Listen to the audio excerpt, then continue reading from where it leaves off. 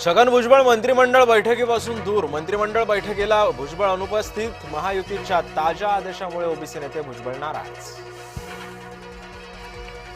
मराठा आंदोलकांवरील गुन्हे दाखल. मुंबईच्या 2 पोलीस स्थानकांमध्ये आंदोलकांवर गुन्हे. मनोज जरांगे पाटील यांच्या विरोधात मराठा समाजातून तीव्र प्रतिक्रिया. मुंबईतील आंदोलन अपयशी ठरल्याची मराठा नेत्यांची टिप्पणी. समाजातून विरोध सुरू झाल्यानं जरांगे खवळले. तुम्ही समाजासाठी काय केलं? जरांगेंचा मराठा विरोधकांना टोला. ईद ए मिलादच्या दिवशी सुट्टी द्या. काँग्रेस नेत्याची राज्य सरकारकडे मागणी. मुंबईमध्ये उपचार घेण्यास जरांगेंचा नकार. जरांगेंवर पुढील उपचार छत्रपती संभाजीनगरमधील रुग्णालयात. देवेंद्र फडणवीसांनी भलं केलं हीच अनेकांची पोटदुखी. सदाभाऊ खोत यांनी हाणला टोला. आझाद मैदानातील आंदोलन आटोपताच मीम्सचा महापूर. मविया नेत्यांवर शेलकी टीका.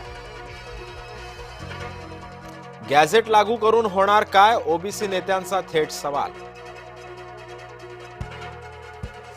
राजकारणात टीका सहन करावी लागते. टीका झाली पण मी विचलित झालो नाही. मराठा आरक्षणाच्या GR नंतर मुख्यमंत्र्यांची प्रतिक्रिया.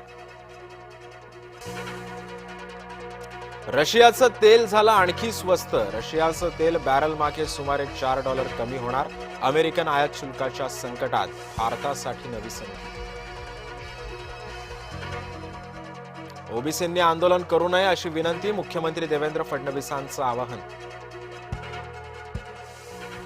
नाशकामध्ये कुत्र्याला फरफटत नेलं. कुत्रा भुंकल्यानं आरोपीची चिडचिड. कुत्र्याला मारहाण करून दुचाकीला बांधून खेचलं.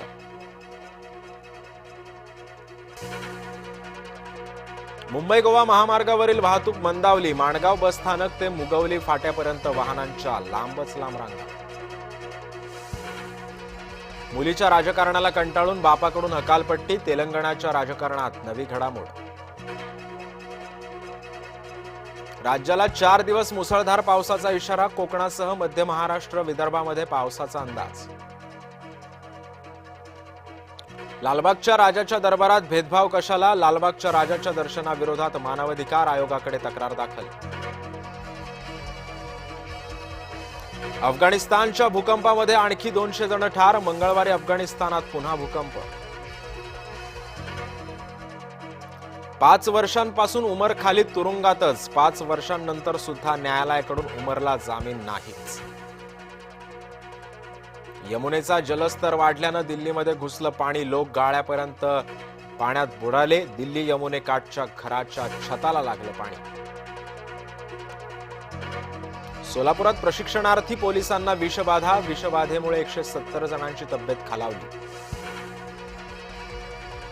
कोयना धरण परिसरामध्ये पाऊस वाढला. धरणाचे सर्व दरवाजे तिसऱ्यांदा उघडले.